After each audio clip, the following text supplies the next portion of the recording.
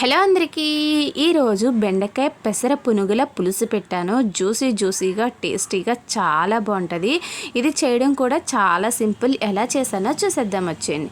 ముందుగా స్టవ్ వెలిగించుకుని పెనం పెట్టి ఆయిల్ వేసుకుని ఉల్లిపాయ ముక్కల్ని ఫ్రై చేసుకుందాం. ఉల్లిపాయలు బాగా ఫ్రై అయిన తర్వాత ఇందులోనే కట్ చేసుకున్న టమాటా ముక్కలు అలాగే బెండకాయ ముక్కలు రుచికి సరిపడగా ఉప్పు పసుపు వేసి మూత పెట్టేసి చక్కగా మగ్గ పెట్టుకుందాం.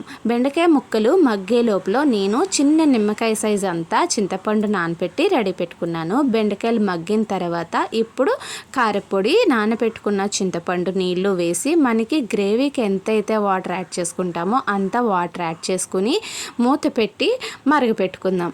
మరిగేటప్పుడు నేను ఆల్రెడీ పెసర పునుగులు రెడీ చేసి పెట్టుకున్నాను. అవి వేసేసి ఒక్క 5 minutes మూత పెట్టి ఉడికించుకుంటే జ్యూసీగా టేస్టీగా ఉండే బెండకాయ పెసర పునుగుల పులుసు రెడీ.